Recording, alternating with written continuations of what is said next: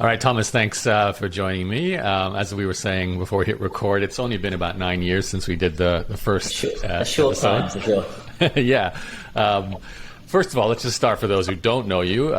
Who are you, and what do you do for a day job at the moment? Sure, yeah. I'm Thomas Smale. I'm the original founder and now CEO of FE International. We are an M&A firm, so mergers and acquisitions.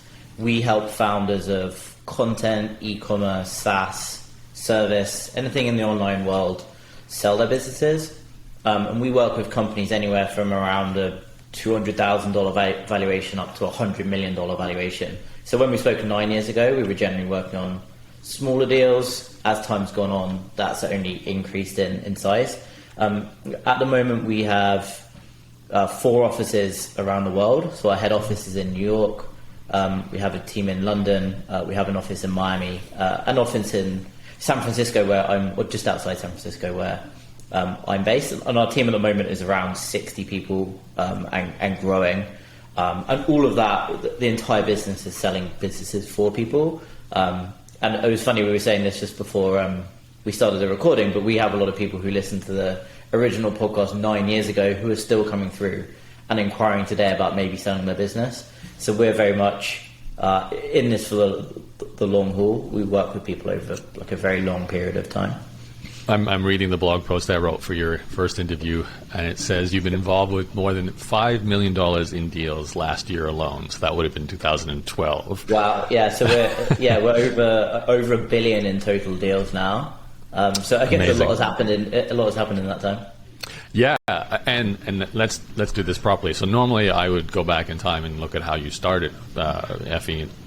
But you called it Flipping Enterprises back then. Is it FE International now? We rebranded back in 2014 or the end of 2013. So we've been FE International for all of that time.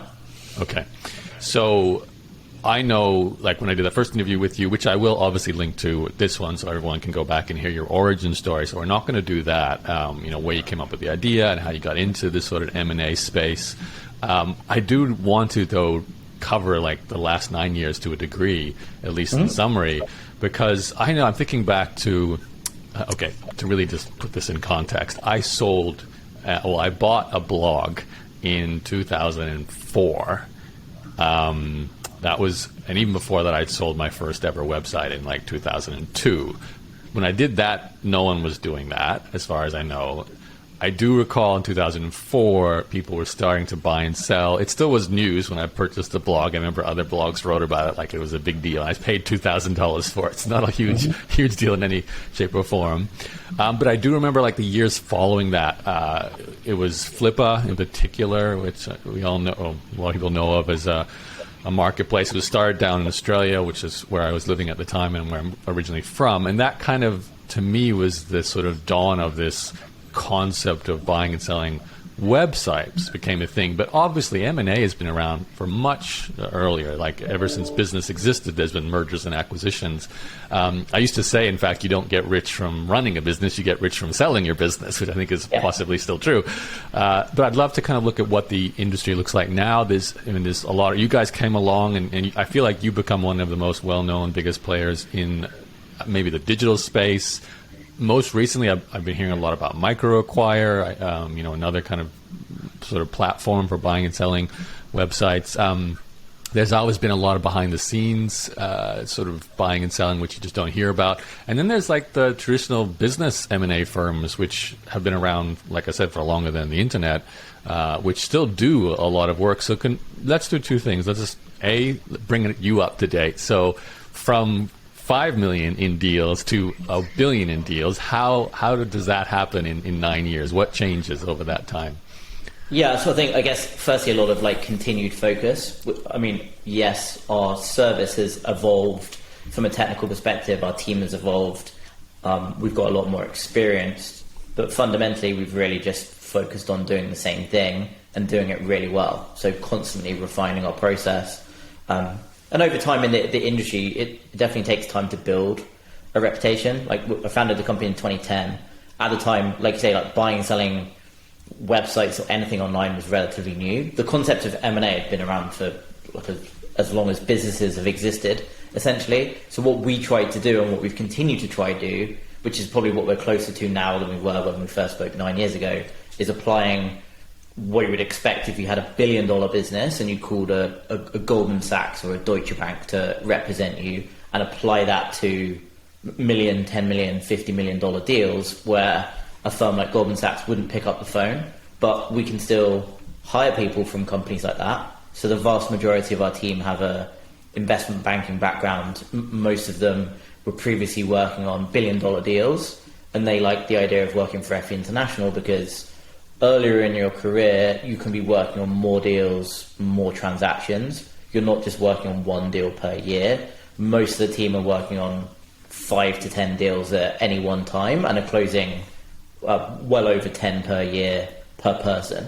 And obviously we work in teams, so it's not all individuals, but as an individual within our team, you can get significantly more experience faster than you would in a bigger bank. But at the same time, also then, yeah. Sorry, Thomas, I want to keep that story going, but I'm actually really curious. You have a team of 60. What do they all do besides, obviously there's brokers. I feel like this is the easiest part to answer. You've got people like you just explained, like you probably were at the start. They do the deal in a sense. They bring the seller and the buyer together. They do help with the due diligence process, money transfer.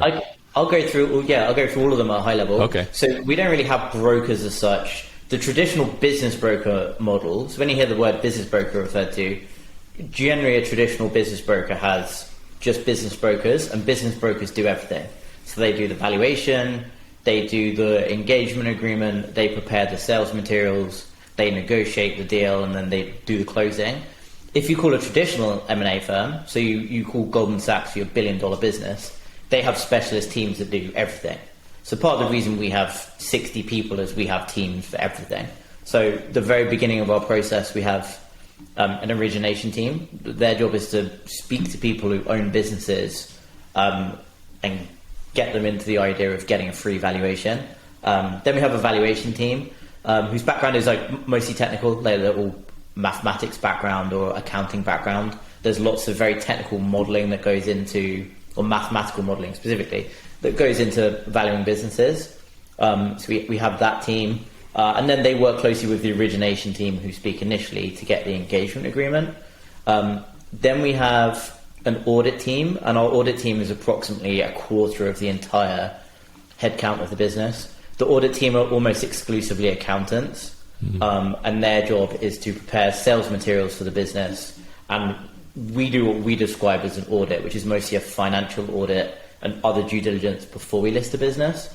So this is one thing we do quite different from a traditional business broker. Traditional business broker, or like Flipper, if you want to sell on a marketplace like Flipper or Microquire, you just kind of upload what you have and maybe a couple of screenshots and they take your word for it. What we do is we do a bunch of preparation ourselves, and what we're trying to do is ensure there's no discrepancies in financials before we list a business. So when an offer is accepted for the business and we get into due diligence, there's almost never any financial discrepancies because we've done all that work up front. So that's part of the reason we have quite a lot of headcount, because while that's very expensive for us to do, like these are all qualified accountants in New York, London primarily for those two teams, and we're competing with the big banks on salaries, location, perks, benefits, all of those things. So they are a very good, very talented team who have often worked in like Big Four or other investment banks. So their job is the audit process.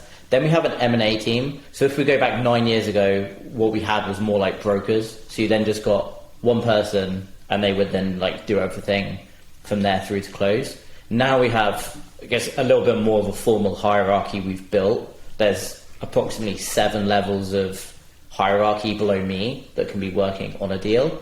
And we split that out based sometimes on business model. So you have business model experts. So you're not, if you have an e-commerce business, you're not working with our VP of SaaS M&A, you're working with our VP of e-commerce M&A. And then depending on the size of the deal, that's really how we set the seniority that's working on a business. So if it's a $50 million deal, for example, I'm probably quite involved. Our director of M&A is probably quite actively involved. And then there'll be 3 or 4 people in the deal team below them in the M&A team working on that business. If it's a smaller deal, say $1 million, you still have a senior director, a VP, and then usually a couple of more junior people below that. So generally slightly smaller team, slightly more junior, but there's still always a senior person working on it. And what we really do, because of the volume we do, we're not doing 5 deals a year, we're doing hundreds. We can specialize. And the way I kind of always explain to people is our valuation team are very good at valuing businesses, but you don't want those guys selling your business. They're not salespeople. And you don't want your salespeople doing the audit process for accounting, because some of them actually are accountants, but they're not trained accountants, so you don't want them doing the audit.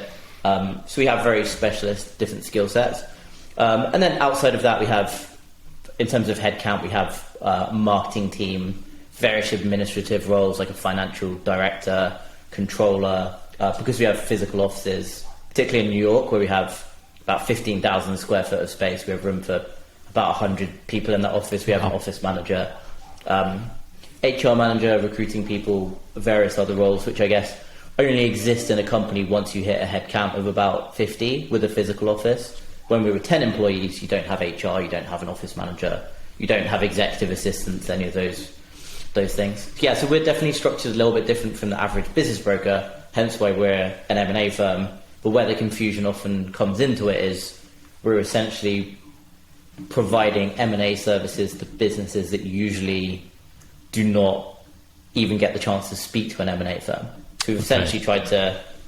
You're in the middle there. Provide the same service, but for people who otherwise wouldn't usually have access to a service like that, which is where there's often a lot of confusion around semantics of business broker, M&A advisor, investment bank.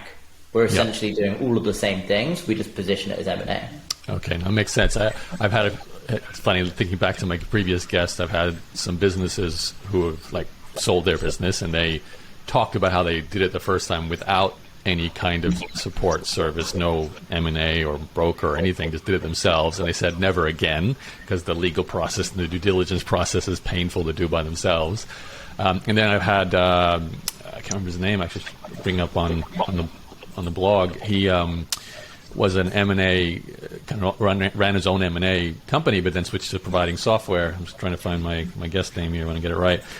Switched to providing software for that marketplace as well. Kaisen Patel of Deal Room, episode 23 of Vested Capital. Yeah, so it's interesting how it's kind of, correct me if I'm wrong, but it sounds like let's just call it M&A, the buying and selling of businesses, has, as an overall industry, it sounds like it's expanded, and you've almost stepped in to fill that gap, bigger than a broker, smaller than Goldman Sachs sort of thing, and still, doing the Goldman Sachs kind of level of service with all these different departments you have. And that kind of leads into maybe the question I surfaced all the way back at the start. The second question was, what does it look like today in the world of selling businesses, especially compared to 9 years ago when we first did our interview? What's changed? I'm assuming obviously it's grown, more people sell digital businesses, but what else, since you've been in the trenches there, what has changed? Yeah, so, lots of things, but also not many things. So the fundamental process of selling a business has not really changed. I'd say one thing that has definitely changed, I was actually doing a webinar yesterday for an angel investing fund for one of their cohorts. And one of the things, and they were building SaaS businesses. And one of the things I was saying to them is, most of them have been in business 3 or 4 years. They have no idea what it was like in 2004 when you were selling blogs, or 2010 when I started FE. I was saying back then people had no idea what you could even sell a business. It wasn't even a known thing. But the sophistication you get today, they will send me questions in advance, and the questions they were sending me in advance are not things I would have heard 10 years ago. 10 years ago, it would have been questions like, how do I know it's not a scam? I don't know anyone else who sold their business. Why do you think you're going to do anything better? Whereas the questions now are completely different. So I'd say the average founder is better educated about not necessarily building a business to sell, but you were one of the first people to ever sell a blog. $2,000 made the news.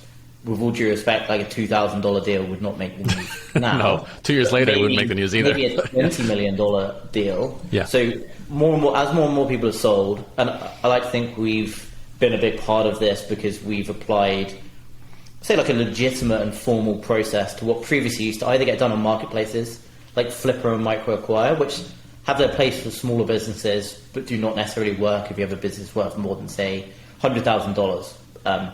Yes, it's possible, but you're probably not going to get very good terms. Or people doing deals for themselves, where, I mean, those deals have also been happening forever. But we will, in almost all cases, be able to negotiate a better deal than someone can get themselves. We just have a much broader reach experience. So people are definitely getting more sophisticated. Buyers are getting more sophisticated. So if you go back, again, 8 years, 10 years, and you spoke to a private equity firm and said, hey, do you want to buy an e-commerce business or a SaaS business for $10 million? Like, most of them wouldn't even return the phone, or the phone call, or the email, or whatever you send them. They'll just say, no, that's way too small, we only do $250 million deals. So as, I guess, online, the internet's been around for a long time now, but as the world of online business has grown, there's been more sophisticated capital that's come into the space. And as private equity and investing in general has got more competitive, the buyers and the acquirers and the investors have had to get more creative with their deal making. And I guess what that's meant is that more sophisticated acquirers have come down market. So you can now have a $2 million business, and there are some funds out there who might be interested in acquiring it.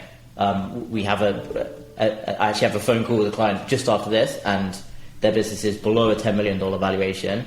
And one of the buyers interested is a big name private equity firm with billions of dollars under management, but a strategic fit for them, and they understand that if they want to get ahead with their portfolio in this space, making strategic acquisitions might make sense. The company, I can't disclose the company we're speaking to, but they wouldn't have even considered returning our phone call for a $50 million deal 10 years ago, whereas now $5 million, we have quite a senior director at the company kind of proactively chasing us saying, hey, I want to speak to the seller.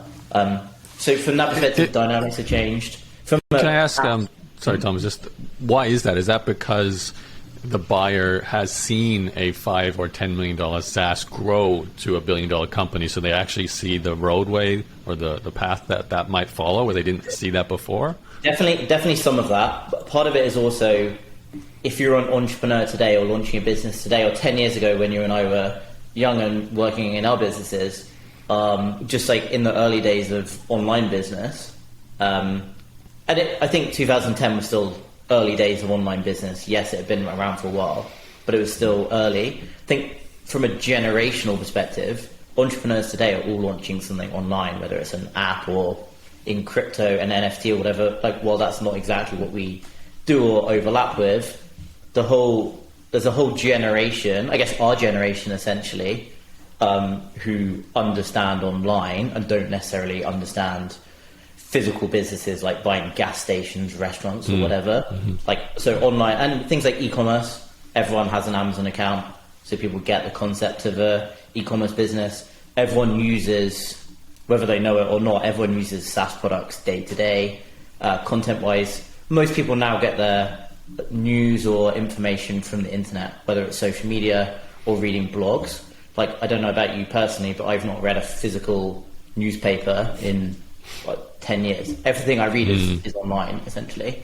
So part of it is literally just a cultural thing. I think from a generational perspective, people are more used to online. So the concept of buying an online business does not seem weird.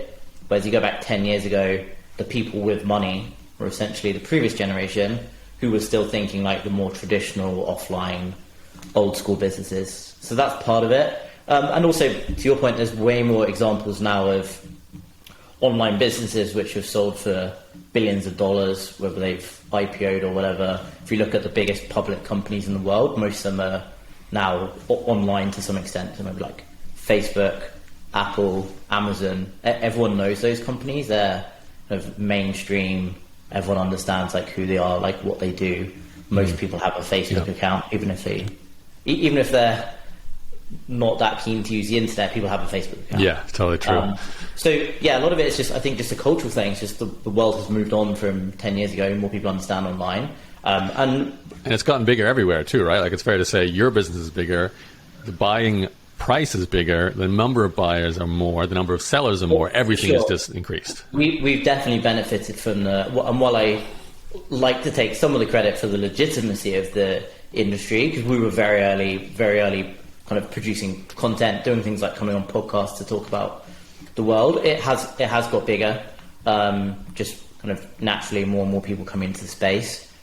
Just looking at some of our data, like at the moment, buyers in our network have $39 billion of capital liquid to invest at the moment. If I go back 8 years ago, I don't think we even tracked data like that back then, but it wouldn't have been $1 billion in total. If a buyer came to us with $10 million to invest in online business, that would be a lot. Now, if you have 10 million, I mean, 10 million is still 10 million, but you're not even close to the biggest small fry. Yeah, exactly. So you're not even close to the biggest acquirer in our network. So there's a lot more capital than there was before, and that's increasing at quite a significant rate.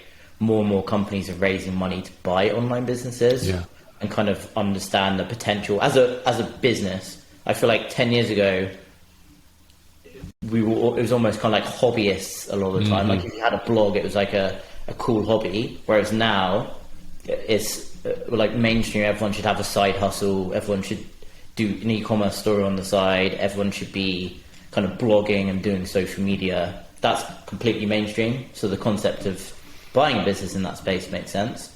And I guess there are probably just more online business owners in general who actually make a living online. I think when I first met you, you were probably relatively uncommon that you'd been making a living online basically this entire time. Whereas now you can go to conferences and events and you'll find lots of people who have been running multi-million-dollar businesses. That online, that was not the case. I don't feel special anymore, Thomas, I have to say. Yeah, definitely not a... I'd love to keep this going forward too, because it gets me excited always to think about selling a business, because that statement I made earlier, I feel it still holds true in a lot of ways. You get rich at the exit, not necessarily during running of the company, especially because, and I feel this is also more generally aware knowledge now because of TV. You know, I'm thinking right today, last few weeks I've been watching the story of WeWork, the story of Theranos, the story of Uber, all these kind of documentary-style dramatized shows that show how companies raise money, how their valuations increase, how they get bought out or collapse, or whatever the case may be. So it's mainstream society understands this idea of venture capital and entrepreneurship and big exits and so on. So we're all kind of more excited about that. Back when, like you were referring to 2010 and even the decade before that, these deals were happening, but it seemed like I remember feeling this myself. That was for big company people, and then I was this guy running a website with business, more bootstrapped, more about lifestyle, not about the exit. Of course, it's still exciting to think about the exit, even if for an individual, if you sell for $1 million, that's potentially life-changing as a single business owner. And I want to kind of talk a little bit about business models regarding valuations, because I think, to me, this is a byproduct of the expanding online space, also a byproduct of just there being so much capital, like you're saying. I mean, we have to timestamp this, because I feel like I want to talk about multiples with you for different business models, and we've kind of just maybe closed an era where, for example, multiples in a SaaS company have been crazy. Like you could get 100 times your top line revenue of a SaaS company, even if you're not in profit. And that's crazy, where when I was selling businesses, and I still feel this is true for the non-SaaS, maybe the more, like you said, the gas stations, you get 3 times your profit as your final, 3 to 5 times your profit was the traditional kind of buyout price. And that's very different to 100 times your revenue, even if you're not profitable. So can we look at today and maybe for the next 10 years too, based on your knowledge of what's going on in M&A? I feel like, correct me if I'm wrong, SaaS has been the most, in terms of a multiple, you'll get the best multiple for SaaS, followed maybe closely by e-commerce, marketplaces. Then you've got, I run an agency right now, basically, a services-based agency. There's no way I would ever expect to get 100 times that. Even 10 times our top-line revenue is unrealistic for a service-based agency. And there's a lot of agencies online. And then, I guess you've got people selling digital goods and services, like selling courses like I was doing, selling ebooks, which could be an individual doing it or could be grown into like a Skillshare or an Udemy, which then get these large evaluations as well. So can we maybe look at that? Education, SaaS, e-commerce, marketplaces, service agencies, and how they all kind of fall into the spectrum of valuations and what's popular. And, even from the perspective of why would I choose to start a business today if I want the highest valuation, which is the best? Sure. Yeah, so I think firstly your tier list is about right. So we have, I guess, three main headline business models we work on, and then, I guess, sub-business models or hybrid business models, or things like agencies, which are not a core of what we do, but we definitely have represented a reasonable number, and they do have some overlap. So firstly, the highest multiples on average are SaaS businesses. Generally, you don't see revenue multiples in the industry for an outright sale unless a business is growing 100% year on year and it's above $10 million ARR, which we have sold, but we don't generally see that often. Generally, they're either like raising funding, like a Series A or whatever, right? And then their goal is to build $1 billion business. So what I'd love to represent a company like that. They're not the core of our audience. We're generally working with self-funded or people who've got a small amount of funding and they've built a profitable business. It's growing steadily, maybe 30% year on year, 50% year on year, 10% year on year, and they want to sell it. So generally with SaaS businesses, we're seeing anywhere from 4 times would be the low end. And this is on a annualized SDE, which is seller discretionary earnings. So for the sake of simplicity, that's essentially like net profit, adjusting out anything the owner pays themselves above and beyond fair market. Okay, say that again. So it's the net profit, which includes what the owner pays. Net profit, yeah. So everything your business makes, but excluding anything you pay yourself above and beyond what is necessary. And what was the multiple? You pay yourself anywhere from 4 times on the low end, up to about 10 times for SaaS businesses, depending on the size. Again, we have deals above that. We have deals sometimes below that. I say, generally speaking, we'd be more likely to have ones above it than below. And we'll use an annualized version of SDE. And the reason we use that is if a business is fast growing and it's SaaS, if you look at where it was 11 months ago, that's not necessarily reflective of today because of the fact all the revenue is recurring. Right. So buyers are fine to pay an annualized multiple or valuation because they understand the business is in a different spot. And then if you move on to, say, a e-commerce business where multiples might be 3 to 5 times on average, and again, you get higher than that, you get lower than that. We closed a deal recently for nearly 7 times, but it was in the kind of mid 8-figure range, so quite a substantial size business. Had revenue was nearly $100 million, so quite a substantial size business. The reason e-commerce multiples are lower than SaaS is you generally don't have that recurring revenue. What you can get in e-commerce is reorders. So something like Amazon, for example, that their Prime product is entirely built around the fact that if people pay for a membership and they get faster shipping, those people are going to spend more lifetime. They're going to spend more every year. Loyalty. If they just want to buy something, they're just going to go to Amazon and order because it's quick and easy. So you don't necessarily get recurring revenue as such, but you can definitely, businesses itself at the higher end will often be able to prove that they have people coming back and buying multiple products. Generally on the lower end, as if people are only ever coming in once, so they're buying out, I don't know, like a phone case, and they never come back again. The businesses are doing better and get higher multiples. Could even have a subscription element. So this is where there's some overlap in like hybrid. You could have a subscription box or something like that where you pay. So then you might get a multiple nearer to SaaS because it's recurring. And then below that we have what we describe as content. I think you mentioned digital products. They would fall into that. Blogs that are monetized with affiliate programs, ads. Those businesses generally somewhere between 3 to 4 times annual. But again, we have deals, particularly the larger businesses will sell above that. And really bad businesses we won't take on, but there are definitely opportunities to buy lower than that if you're willing to take more risks and go onto a marketplace. Just we have quite a high quality burden, so we won't take on businesses like that. And again, generally, if they have a recurring element in there, so maybe they're promoting an affiliate program which has recurring commissions, or maybe they've built a email list or a social media following, meaning that every time they launch a new blog post or podcast or video or whatever it might be, they have an influx of people. So it's not quite recurring revenue as such, but it's definitely sustainable traffic. They're not maybe 100% reliant on Google organic search. They might have 20% from their Facebook following, 20% from their email list, 40% from Google, and then 20% from direct sources. That would be generally what you'd expect to see a higher multiple for. And then service businesses are generally somewhere in the middle of all of those.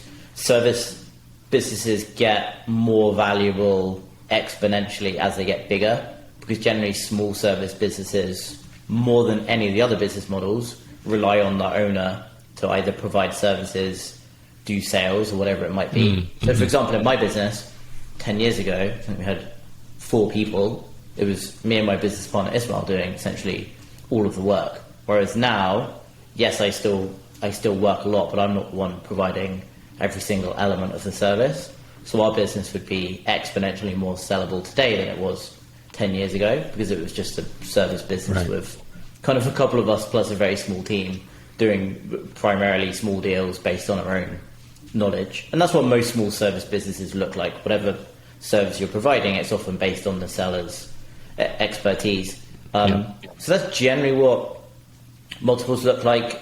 That's very much like a broad generalization. There's not and there's part of the reason why we have a valuation team who are building out mathematical models all the time. There's not a generic apply 4x or 6x to a business because it has XYZ as a criteria. That's not how it works. And quite honestly, if it was that simple, at least for valuation, you wouldn't really need firms like us. You could use an online calculator. And again, if it was as simple as an online calculator, we would have built one. So yes, there are some out there that can give you a very broad range, but I always think that broad ranges are quite dangerous, because to your point, in $1 million business is a life-changing sale. What if the calculator gives you a range of 400,000 to 1.2 million? There's quite a substantial difference between 400,000 and 1.2 million. Yes, 400,000 could still be life-changing, but at least my personal experience and also experience with clients is that first $1 million of net worth, like in the bank or whatever that might be, that's the real life-changing part where it takes a lot of, depending where you live in the world, but in almost every city, and I'm in just outside San Francisco, so it's not a cheap part of the world. I'd say that creates quite a good foundation, like financially. So I always think $1 million is I guess a good number for that initial financial security, which is why online calculators and things like that are a little bit dangerous, because you can maybe have inflated expectations or deflated expectations, which don't necessarily reflect reality. Yeah, and if I remember from our first interview, which is why we don't really need to go there now, but we did talk a lot about the elements of due diligence, and I think we probably talked about smaller deals back then, because that's what we were all dealing with, like the sub 1 million, maybe 4 or 5 million, but not 100 million sort of plus. And I'm sure, I have to go back and listen to it, but we would have covered things like, what does the owner do and how much is that person still need to keep the business going? What are the sources of revenue and how stable are they? Are they recurring? What are the sources of new customer acquisition, the traffic? Is it a stable email database that they own, or is it paid ads that they have to keep running? And what happens if Google or Facebook changes the algorithm? All those kind of typical questions, which we don't need to go into now, but are obviously super important for that due diligence process. Exactly. So, given those kind of very clearly defined, although they do overlap industry types or business model types that are popular. I feel like also it's important to say this too, because I feel like everyone wants to buy a SaaS company, where most people don't get excited about buying an agency. Maybe unless you're an agency owner who wants to add more agencies to your business and kind of expand, horizontally, vertically that way. If you are, let's just say, an investor with money, in the millions of dollars or even tens of millions of dollars, and you are looking to buy something now, given all that we just talked about with those business models, what are the pitfalls? Because although SaaS is the best multiple and might be the most exciting to build or to buy, there's a whole side of that where you need engineers and software development, where, e-commerce, you just need some widgets that hopefully you can source from China and just keep selling them, and there's a profit margin there, but there's always the risk of competitors coming in, and there's all these pros and cons, risks and advantages with each of those business models. What do you find today? Like, do you guide people towards buying a certain business type, especially as a first-time acquirer? Yeah, no, it's a really good question. So I'd say some people come to us and they already have a preconceived idea of what they want to buy, and they say, hey, I've got this amount of money, this is what I want to buy.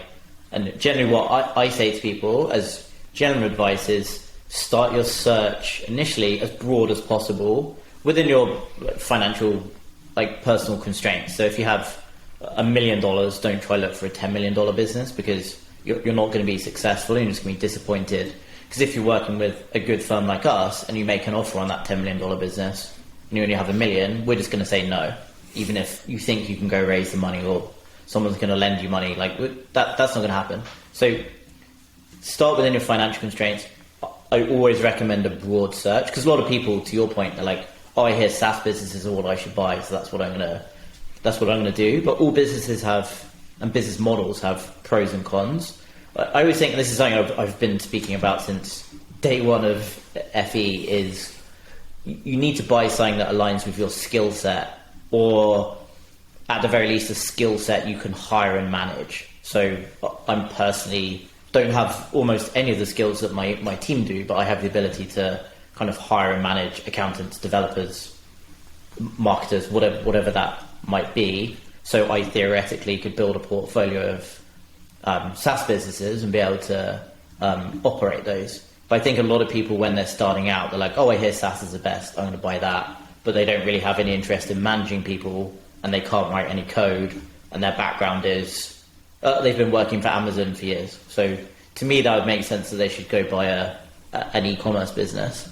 And then I'd say some businesses have different levels of kind of complexity. Again, if you have a lot of capital to deploy, there's no reason why you can't buy multiple businesses or businesses that overlap. So I always think that content businesses are probably the least complex to acquire the first time around, because I guess not necessarily everybody, I'm being slightly facetious, but almost everybody can write. So you can buy a blog and produce content, and every single last person can do that. With an e-commerce business, not necessarily everyone can figure out logistics and managing cash flow of an e-commerce business. Particularly as they get bigger, they're quite complex. And then with a SaaS business, to my point, not everyone can write code. Yes, you can learn, but that doesn't necessarily mean you can suddenly operate a SaaS business. So content businesses, I would say subjectively, but also quite objectively, have the lowest complexity. Almost anyone can run a content business. The multiples generally are lower, so they can be quite a good entry point. But if you have enough cash, you can basically buy any business you want and just hire people around it. And if you're buying a big enough business, that business generally already have an existing team in place, so you don't have to do anything anyway. Which is something that's changed for us as a business. 10 years ago, the majority of companies we sold were like one people blogs or one person SaaS companies. Now we're quite often dealing with businesses that have 50 employees. So the challenge for a buyer is slightly different, because you acquire that, and the actual skill set is management. It's not coding. It's can you manage a team? Can you motivate a team? Can you inspire a team?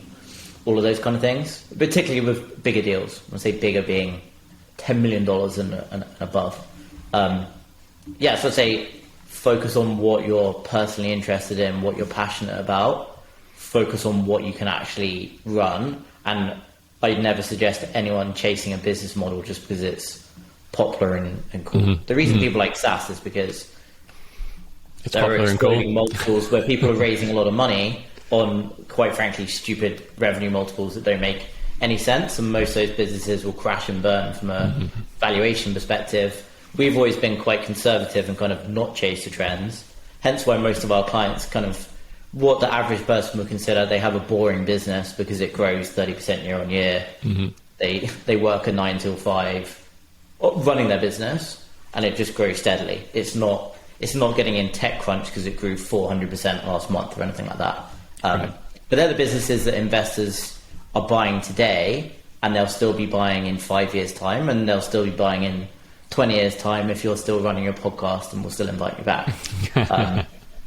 And I'm very confident of that. What I'm not confident of is those 100 times revenue valuations you mentioned.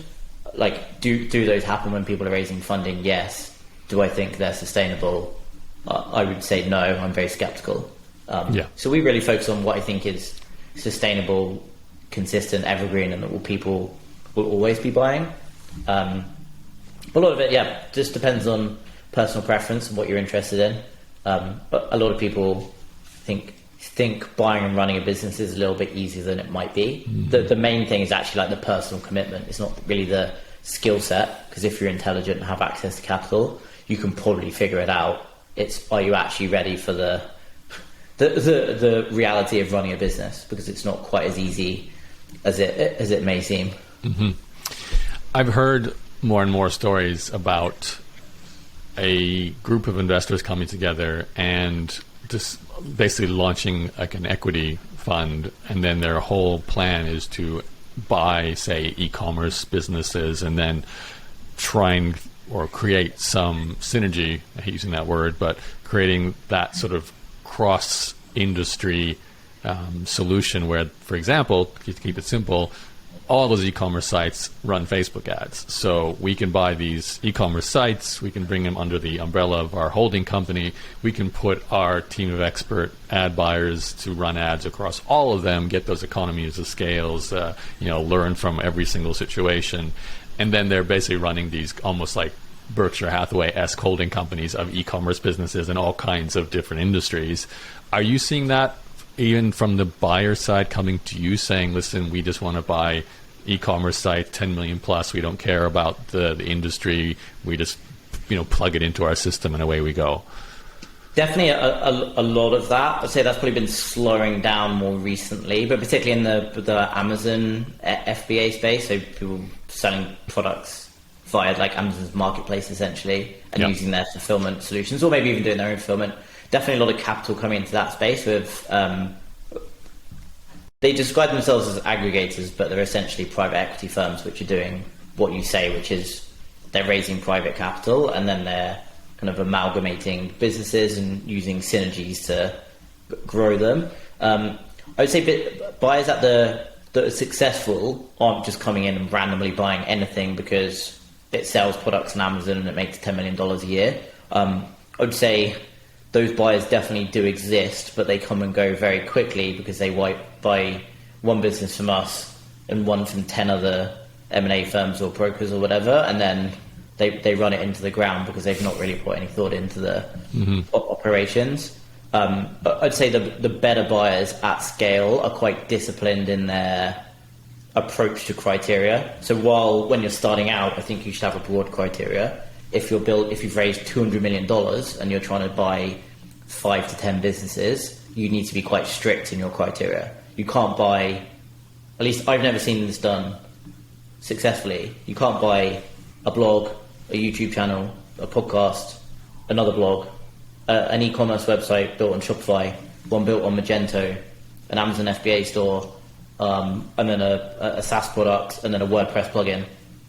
Unless they were in exactly the same target market and industry, it's just not going to work. It's basically impossible to build a team, at least that I've seen, that would be able to run that. So you need to be a little bit more disciplined. So sales have to be this. If you're talking about running Facebook ads, return on ad spend has to be X. So yes, that does happen, and it has been happening more and more recently. But the most successful acquirers are disciplined, they know what they want, and they don't really deviate too much from that criteria unless it makes a lot of sense to them. For example, in the case of the large private equity firm, I said looking at a $5 million business, usually that would not be on their to-do list to go acquire, but because it's essentially a perfect strategic fit, they'll look at it and kind of have a little bit of flexibility. Okay. Yeah, I feel like a lot of the stories we hear, whether it's an equity group buying all these different e-commerce sites, or the huge valuations of SaaS companies, even just listening to podcasts, you kind of hear these outlier stories from these very few, very well-known either investors or entrepreneurs or both, venture capitalists and so on. And then we think that that's normal, where behind the scenes, 99% of the deals are, like you said, the boring deals and just good businesses selling for boring multiples, but still good money for the seller. And then those businesses are grown and continue to, hopefully, with the new owner, succeed. I was curious, for someone in your shoes, Thomas, I may have asked you this before, but it's worth asking again now after so many years have passed. Do you not get tempted to buy the websites and the businesses that come across your table? Because there's so many. Like, you're an entrepreneur yourself, you're interested in growing your capital. That's the topic of my show here, Vested Capital. You know what a company's worth. You know what it might be worth 5 years later when it grows and there's more. So I'm kind of curious, have you not thought of, or are you doing that? Are you buying other businesses? Mm-hmm. Yes, we've, since day one of the company, I actually started buying businesses myself. I'm talking about the $2,000 blogs you're talking about 10 years ago. I started the company 12 years ago, buying and selling for myself, but we're talking turn $100 into $500. Okay. Since day one of the company, I've always bought businesses. Currently, my business partner and I acquire separately about one business per year. Wow. Sometimes we would do two. So we do enough, I guess, to keep our minds sharp and make sure we know what we're doing, which I've always thought is useful from a service perspective, because I actually am an operator myself. I'm not just a sales guy saying, yeah, you should buy a business. I actually do it myself. It's an asset class, I understand. If you gave me $1 million and said, go buy some real estate and turn that into 2 million, I honestly wouldn't have a clue where to even start. I own a house, and that's about the extent of my real estate knowledge. Whereas if you said, go do that with a SaaS business, for example, I'd probably be able to figure it out. So yes, in short, we've always done that from day one. We don't do a huge amount of volume personally, because we've always been kind of conscious of conflict of interest. If we were buying half the businesses that we were listing, I don't think I'd feel particularly comfortable with that, and I don't think clients would trust us, but we do enough to have a really good understanding of the space. What do you buy, like SaaS or e-commerce or anything and everything? Or? Primarily SaaS and content are the main things we've acquired over the years. So, for example, we run a magazine called SaaS Mag, which is essentially a blog and a print publication for SaaS. As part of that, we made a couple of small content site acquisitions, which we redirected and things like that to get that off the ground. So we've built, I guess, somewhat strategic acquisitions like that for our business, and then just also some which are standalone investments. But no, we've always done that, but unfortunately I don't have access to $1 billion, so I've not got enough capital to buy all of the businesses that come through. And to my earlier point as well, I've never seen anyone successfully buy lots of different business models. So even if theoretically I did have the capital, that doesn't mean I would want to buy every business we represent, because I wouldn't be the right person to run it. Right. But that doesn't mean it's a bad business. It just means that I'm either bad operator or not the right operator for that business. I'm sure you're tempted on some level. I know every business I see, I don't want to run it, but I'm like, I'm just curious. The entrepreneurial spirit is, I would love to run every business we represent, and I would back myself to figure it out, and I think I'd probably be quite successful. But the reality is, we're really good at one thing, which is selling businesses. So that's what I focus on, and that's what I think about every day. Acquiring, yes, it's tempting, but we kind of keep it at a reasonable scale, so we still understand what's going in the space, but without creating too much kind of overlap with my day job, essentially. Okay. So if people want to buy or sell a website, feinternational.com, best place to go for starters? Yeah, absolutely. If you go on there, you can either navigate to buy, you can navigate to sell, kind of self-explanatory. If you want to learn a little bit more about the industry or things like valuation, we have a 20,000 word post on valuation for each different business model, which gets into a lot more of the technicalities rather than the broad ranges I've provided. And then on basically all social media channels, we're quite active, so you can kind of get in contact with me or the team in any way you want. I still get your weekly newsletter every Friday. It pops into the inbox. So Good to hear it. I think I got it today. Maybe last question here, Thomas, before we go. You did mention there, okay, so you only own one house. This is kind of my standard question for vested capital. Everyone's always interested in how people invest their money. So clearly, I would assume your net worth is mostly tied into FE International. It's been your life's work for the last 12, 13, 14, 15 years. Plus, you buy a few businesses, like you said, more to keep the skill, keep familiar with what you do and how the process works. Are you into anything else? Do you buy shares? Do you buy crypto? Do you have other things that you're investing in, or is it really just all about staying in this sort of field?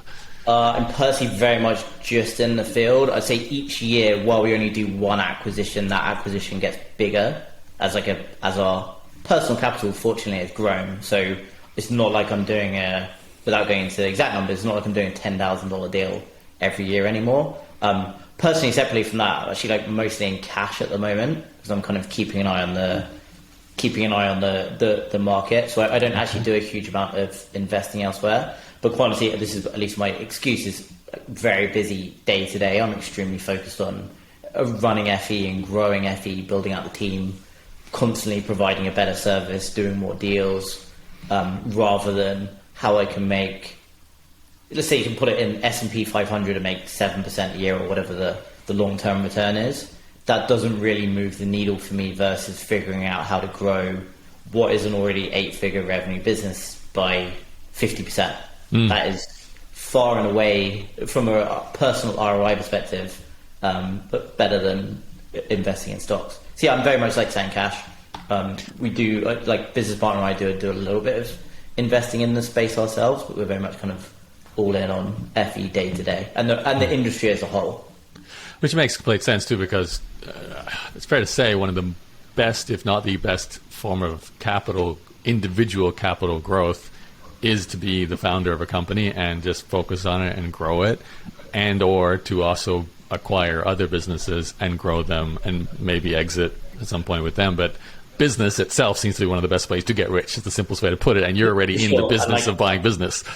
Yeah, for sure. And I think I'm good at business, but honestly, I don't really know much about stock investing. I don't really know anything about real estate, so I'm not even going to distract myself. I'd rather get 10% better at what I do rather than I would have to get 200% better at stock investing, right. And the answer would probably still be buy an index fund. Yeah, true. All right. Awesome, Thomas. Any other websites you want to send people to before we finish up? No, I think the FE International site's a good place. Anything else we're involved in, you'd probably find a link from there anyway. Okay, great. I recommend people check it out too, just because there's so many guides now. When we started, there were guides, but you guys have spent so long building content around this. So appreciate your time.